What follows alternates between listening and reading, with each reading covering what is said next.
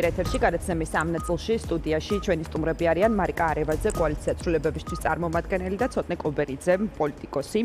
მოგესალმებით ორივეს, მადლობა იმისთვის, რომ გითხოვთ პროსტა იღებთ გადაცემაში მონაწილეობას. მოდით მარიკა, თქვენთან საუბრით დავიწყებთ, აი გადაცემის შესავალში ვუყვებოდი მაყურებელს, რა ხდება ზოგადად. პრინციპში ყველამ ძალიან კარგად იცის ქართული ოცნების შიგნით და აი ნელ-ნელა რაღაცა ყოველკვირეულად ახალ ადამიანებთან დაკავშირებით, რომლებიც წარმოადგენდნენ სწორედ ბიძინა ივანიშვილის გუნდს და არიან რაღაც ბოლო პერიოდში დაახლოებული ირაკლი ღარიბაშვილთან და მოიაზრებიან როგორც ღარიბაშვილის გარემოცვა, ხედავთ მათ თავს რაც ხდება. ხო, აი თორნიკე რიჟვაძის ფაქტი იყო, ახლა უკვე ჯუანშერ ბურჭულაძეს кейსიც გულისხმობ, რომ მისი ყოფილი მოადგილე და ახლობელიც ვიღაც ნათესავით თურმე დაუკავებია სულს და ასე შემდეგ.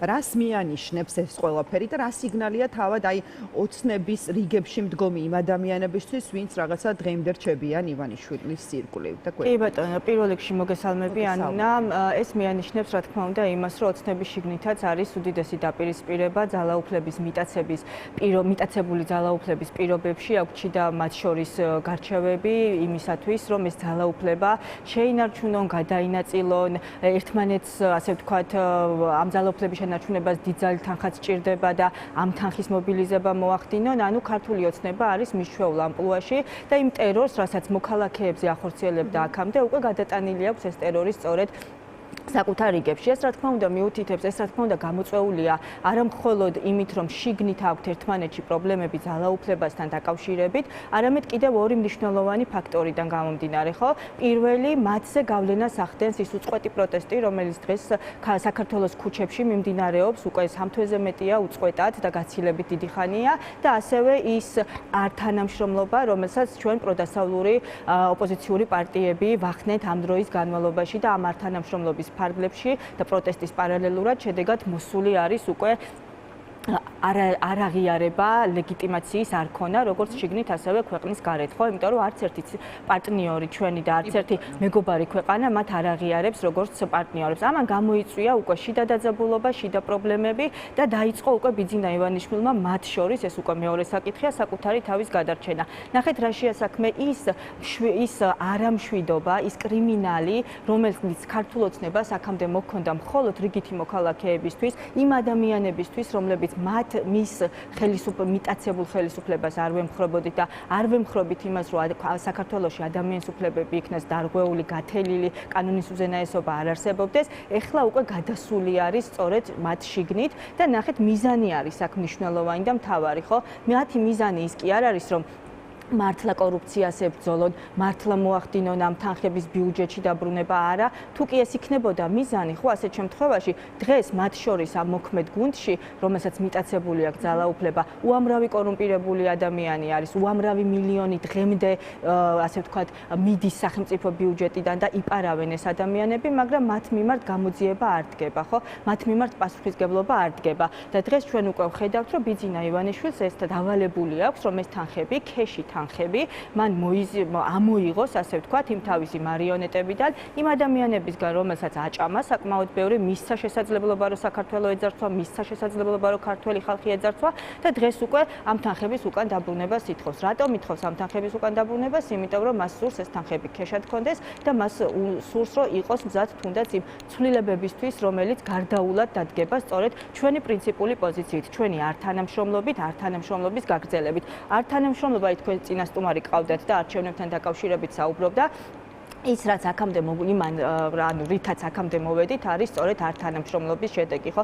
სწორედ ართანამშრომლობა. ჩვენ ვიყავით მათ შორის კოალიცია ცვლილებისთვის ის პირველი პოლიტიკური ძალა, რომელმაც ჩაგვხსენიციები, რომლებაც მანდატებზე უარი განვაცხადეთ, რომლებსაც არ ვითანამშრომლეთ კომისიის ფარგლებში, ხომ არ მივედით აქ და ჩვენი კოალიციის სამი ლიდერი ნიკა მელია, ნიკა გვარამია, ზურაგ ირჩი-ჯაფარიძე ამ წუთასაც სრულიად აბსურდული ბრალდებით ზის, ისევე როგორც სხვა პოლიტიკური ოპოზიციური პარტიების ლიდერები, ხო? და ამან მოიტანა ის, რომ რატომ მოხდა უბრალოდ ამ პოლიტიკოსების დაჭერა, იმიტომ რომ სწორედ ოცნებას სურს, რომ მის დღის წესრიგში შეგვიყვანოს. მის დღის წესრიგში ამბობენ, რომ ეს არ არის თანამშრომლობა ბიძინა ივანიშვილთან და ამბობენ, რომ რაღაცა უმოქმედოდ ყოფნა სჯობს, რომ თუნდაც აი ამ არჩევნებში მონაწილეობით დავაზიანოთ, შეიძლება ვერ დავამარცხოთ, ამასაც ამბობენ, მაგრამ დავაზიანოთ ბიძინა ივანიშვილი. კი ბატონო, როგორ არის შესაძლებელი დაზიანდეს ბიძინა ივანიშვილი, თუნდაც აი მაგალითად ავიღოთ ლელოს შემთხვევაში, როცა ბოლო კვლევით, დამოუკიდებელი კვლევით ჩვენი კვლევა ეს არ ყოფილა, რაც გამოქვეყნდა, ნედლი 4% ჰქონდა და იმ ნედლი 4%-დან კიდევ 46% ამბობს მისივე ამომრჩეველი, რომ თუ კი პარტია მიიღებს არჩევნებში მონაწილეობას, ის არჩევნებზე არ მივა. აი ამ პირობებში როგორ აპირებს ან ერთი პარტია, ან მეორე პარტია დამარცხებას, ხო? თან გარდა ამისა, ლელოს მხრიდან ჩვენ გვესმის განცხადებები, რომ თითქოს 2-2-ზე კოალიცია არის ამ შემთხვევაში წინააღმდეგი და მომხრე, ანუ თანამშრომლობის და არჩევნებში გასვლის, ხო? სინამდვილეში ჩვენ სხვა სურათი გვაქვს. სინამდვილეში არ თანამშრომლობის ირგვლივ გაერთიანებული ვართ 8 პოლიტიკური სუბიექტი, 8 პარტია და არა მხოლოდ პარტია, ჩვენ კოორდინირებას უწევთ, ორი აქ არის გაერთიანებული რეჟიმის პატიმრების ოჯახის წევრები, თვითონ რეჟიმის პატიმრები, სამოქალაქო საზოგადოება, რუსთაველის პროტესტი და ასე შემდგომ. და აქეთ არის ლელო და გახარია და მათ შორის ლელო, რომელსაც კოალიციაში რო ყავდა 4 პარტია, 2-2-ზე სწორედ იქ დარჩნენ, იმიტომ რომ ერთი თავისუფლების მოედანი სწორედ არ თანამშრომლობის ფორმატშია და იქიდან იბრძვის იმისათვის, რომ დემონტაჟი მოხდეს ამ რეჟიმის, იმიტომ რომ ამას მე ხელისუფლებას ვერ ვუწოდებ, როცა მიტაცებული არის ძალაუფლება, გაყალბებული არჩევნების შედეგად და როდესაც კრიმინალურ პროცესში არ ვაპირებთ, რომ მივიღოთ მონაწილეობა, ხო? და ერთი ანადოლიძე, რომელიც არც ასე ვთქვათ, არ თანამშრომლობის ფარგლებში აქტიურ პოზიციონირებას აპირებს, თუმცა ასევე უარს აცხადებს არჩევნებში მონაწილეობის მიღებაზე. არ თანამშრომლობა არის ის ერთადერთი გზა, რომელიც გამოფიტავს რეჟიმს. ხო ხედავთ არა რა მოგვიტანა აქამდე. აი თუნდაც ის რაზეც ვისაუბრე, ის შიდა დაპირისპირებების კრიმინალი, რაც ყოველ წუთას ქუჩაში ხდება იმის ნაცვლად, რომ კრიმინალს ებრძოლოს ამ რეჟიმმა, თავისუფალ ადამიანებს ებრძვის, თავისუფალ მოქალაქეებს ებრძვის და აი თუნდაც ის რაც სასამართლოებში ხდებოდა და გუშინ მე თვითონ ვიყავი წარმომადგენელი ერთ-ერთი ადამიანის, რომელიც სრულიად უდანაშაულოდ, აი ხმამაღლა შემიძლია ამის თქმა, 5,000 ლარი დააჯარიმეს. თუმცა დაპატიმრებას უპირებდნენ უბრალოდ იმდენად წარმოვაჩინეთ იქ, რომ აბსოლუტური უსაფუძვლობა იყო, მოსამართლედ ცეკვავამ დაპატიმრება აღარ გამოიტანა, ასე თქვათ, დადგენილების ფორმით, მაგრამ არც საქმე შეწყვიტა და მოქალაქეებს უკვე ის უხარიათ, რომ მათი შვილები, მათი მეგობრები ციხეში არ გაატარებენ დროს და თუნდაც იყოს ეს ჯარიმა. არა მეგობრებო, ეს არის დასასრულებელი, ეს არის ძალიან მალე დასასრულებელი და სწორედ არ თანამშრომლობის ფარგლებში უნდა გავერთიანდეთ ყველა ერთად იმისთვის, რომ ამს დავასრულოთ და დავიწყოთ დემოკრატიული სახელმწიფოს მშენებლობა, სადაც შევძლებთ, რომ კანონის უზენაესობა დავაბრუნოთ, სადაც ადამიანის უფლებები იქნება პრიორიტეტული. ჩემთვის ადამიანის უფლება არის უპირველესი. მე თუ რამისთვის ვიბრძვი და მე თუ რამეს გავაკეთებ, ყოველთვის ვიქნები ადამიანის უფლებებზე ორიენტირებული და ეს პროფესიულადაც ჩემთვის ასე არის. მე ადვოკატი ვარ, ხო, პროფესიით და განსაკუთრებით მძიმეა, როდესაც ვხედავ რა ხდება სასამართლოებში და რა ხდება ადამიანებთან მიმართებით, ქალებთან მიმართებით, ბავშვებთან მიმართებით, როგორი უსამართლობა მძვინვარებს ამ ქვეყანაში. ეს არის ყოვლად მიუღებელი და ეს ყველაფერი უნდა დასრულდეს ძალიან მალე. კი ბატონო, ცოტნე, თქვენ რას გვეტყვით? მოდი დავიწყოთ ჯუანშე ბურჯულაძის ამბით და შემდეგ ისევ მინდა მოვისმინო შენი აზრი აი თანამშრომლობა არ თანამშრომლობა. შენც ფიქრობ თუ არა რომ რაღაც არჩევნებში მონაწილეობა არის თანამშრომლობა და რაღაცა აი რომელი ორი გზა არის, ხო? ბოიკოტი ან მონაწილეობა არჩევნებში, აი რომელი გზის რაღაცა უფრო გჯერა რომ შედეგამდე ახლოს მიგვიყვანს. ნუ ჯერ დავიწყოთ ხარხის თამაში რაც ხდება. სინამდვილეში ეს პროგნოზირებადი იყო, რომ ყობახიძე რაღაცნაირად მართლა რეალურად პირველი კაცი გახდა იქ ბიზნეს მერე და შესაძლებლად ახლა მისი წესრიგი ყარდება ბევრად უფრო აქტიურად და ბევრად შეიძლება უფრო უხეშად, ვიდრე ამის მოლოდინი გვექნებოდა, ხო? ყობახიძის ის ხასიათი, რომელსაც ავნეს ხოლმე შლეგური, მათ შორის მის პარტიის შიგრით ამ ძალაუფლებისთვის გამოიხატა. ბიზნა რომ მოვიდა და იქ რომ ის ოთხეული მუდმივ მადლობებს რო უხდიდა და მადლობა და აშკარად რო ეთყობოდა, რომ მის კარზე ვინ დარჩებოდა, ეგ ირკვეოდა სინამდვილეში ეს წინასაარჩევნო მათკამპანიას ძალიან კაფეოდ ეთყობოდა.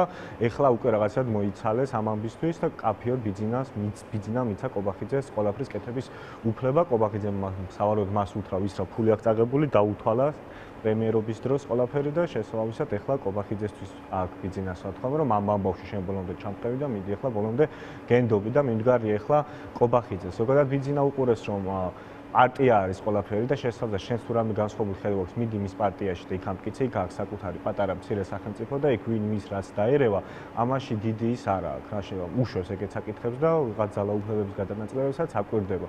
ეხლა კობახიძეზე აშკარად ფსონი, ჩვენ ყავს ეხლა კობახიძე, რომელიც დაწერილი კონსტიტუციაში ვარცხებობთ, რომელიც არის პრემიერი, რომელიც მართავს პარტიას, სუსი მის ხელშია და მოკლედ ყველაფერი მის ხელში მოხდა. შესაბამისად, ხა მე დიდი ოპტიმიზმით არ ვარ განსჭვალული, არ ვიცი რა კობახიძის ქოცობა რატო იქნება უკეთესი ოპოზიციურად განწყობილი მოქალაქეებისათვის, მაგრამ ყოველ შემთხვევაში ამას უყურებთ.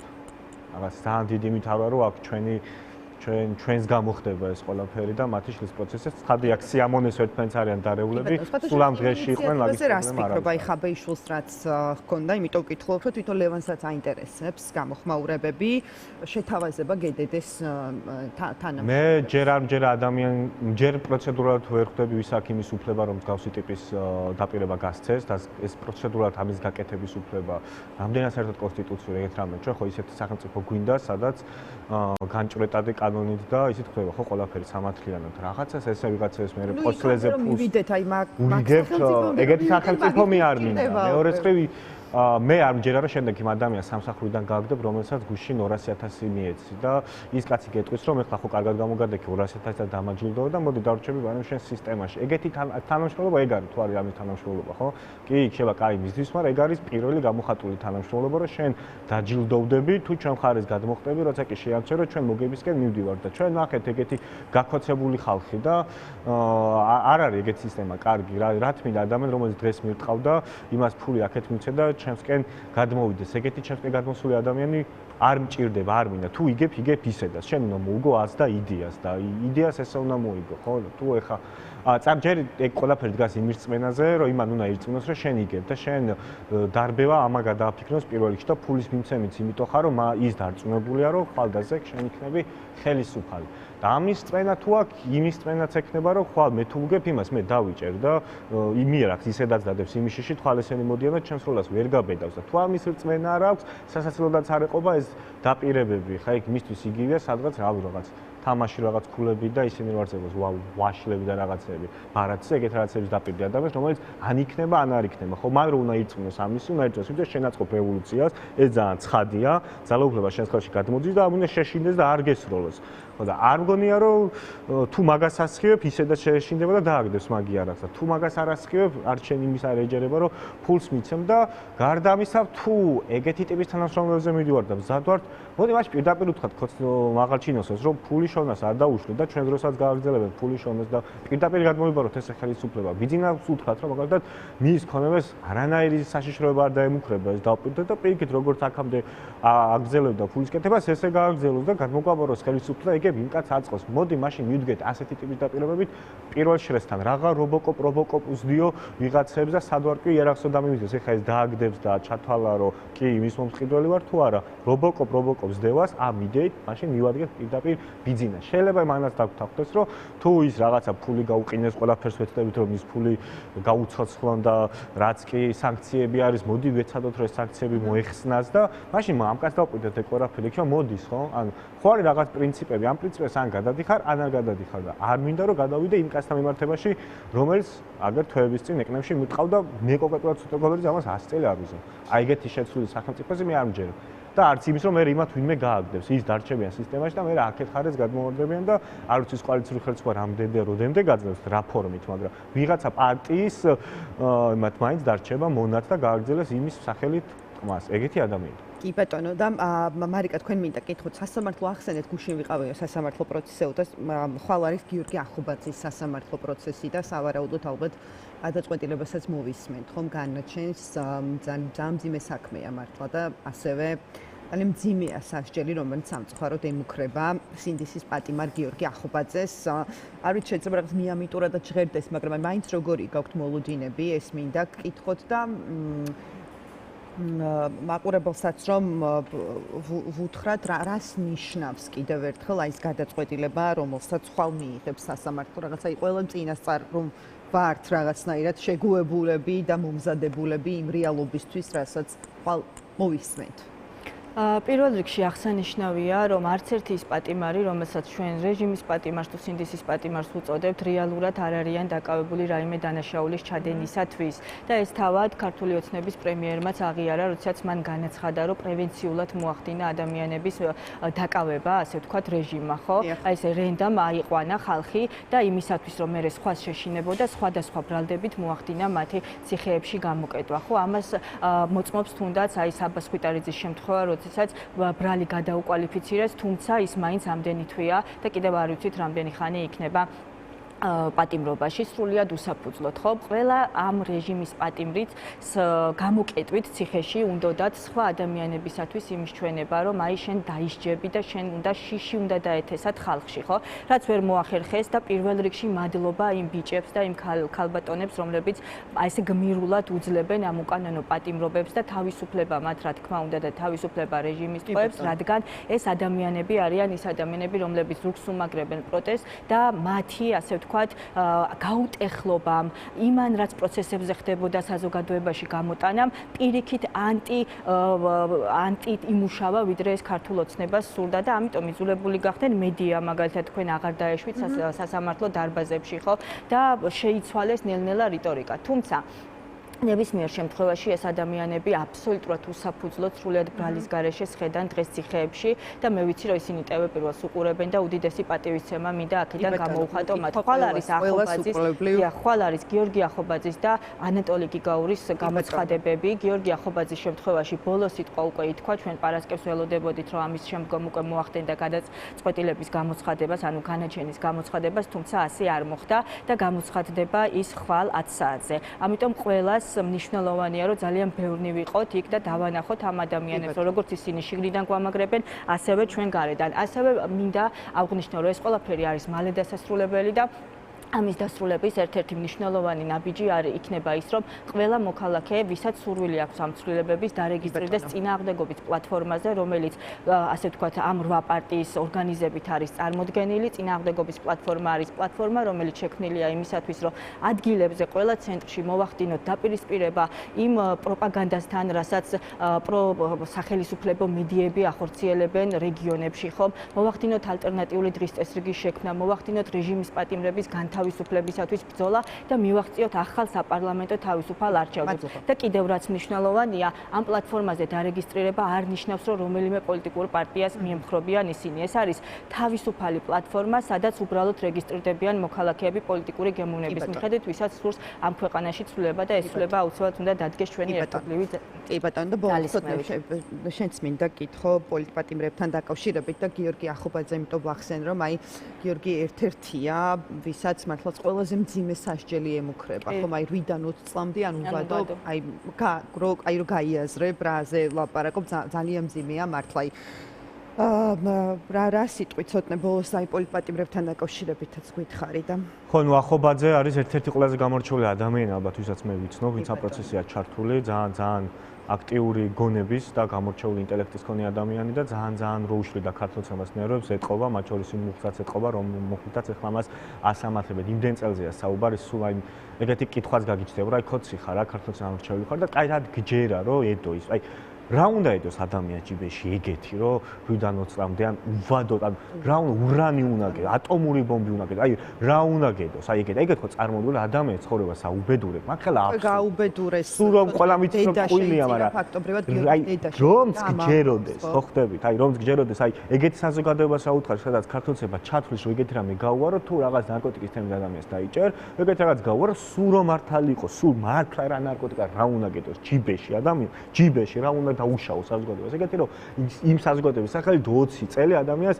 მიესაჯოს და ყველა რო ვიცით რომ ეს ჩადებული ეს იცის, სულ ყველა ქოცმა იცის სინამდვილეში ეს. ყველა მითის აი ეს იმდენად ყველა მითის რომ აი გიორგი ახობაძე და ეცინება კიდევაც ამის ახსნა რო უწეს, რომ ყველა მითის რომ საქმე მაგაში სინამდვილეში არ არის. ძალიან სამწუხაროა. ეგეთ საზოგადოებაში ხო სადაც ეგეთი რაღაცას კიდე რაღაცნაირად ჭამთ თუ ვეგუებით. ყველაზე მეტად ნუ რაც კიდე მეტად გულს იკლავსო თვითონ სიმხნევა რომელიც გიორგი ახობაძეს აქვს და როგორი სინათლე ვინა იქნას დაკავებული და ეს მათ შორის ხდება ყველას გესწოდეს ყველა სახელით რა ჩვენი სახელით ის მოსამართლე როდგა სანამ ის მოსამართლე იკლავს ის ჩვენი სახელით იქნება სამ გადაწყვეტილებას და დაანაშაულის გზნობა ცხადი რაღაცად ყველა გრძნობდა. კი ბატონო. ეგეც ქვეყანაში როგორ წეს არსებობა, ეგ კიდე სამწუხარო ამბავი. რეჟიმის პატიმრების, ოჯახის წევრების, მათი მცირეწლოვანი შვილების, აი ესეთი ტანჯვა, ესეთი გაუბადურება, მეხუთე ადამიანი გარდაიცვალა, ხო, ხუთი ადამიანი გარდაიცვალა, მშობელზე მაქვს საუბარი, ამ პატიმრებზე დარდით. არ ეპატიება არავის, ყველა დროულად მოეგოს გონს, იმიტომ რომ პასუხისგებლობების დრო აუცილებლად დადგება და გიორგის მინდა უთხრა, რომ გიორგი ძალიან მიყვარხარ, მე მახსოვს შენი საექიმო გამოცდილება, ხნედიყავი, ჩვენ აქ ვიბრძოლებთ იმისთვის, რომ რაც არ უნდა გამოცხადდეს ხვალ შენ მაგდენი ხანი ციხეში ყოფნა არ მოგიწიოს, არც შენ, არც ნიკუშა კაციას და არც ერთ სხვა პოლიტიკურ პატიმარს. კი ბატონო, ძალიან დიდი მადლობა, კიდევ ერთხელ მოვიკითხოთ ჩვენი სინდისის პატიმრები. დღევანდელი ჩვენი ეთერი 4-ზე ამით დასრულებულია. ერთმანეთს კი 6 საათზე შევხვდებით დროებით.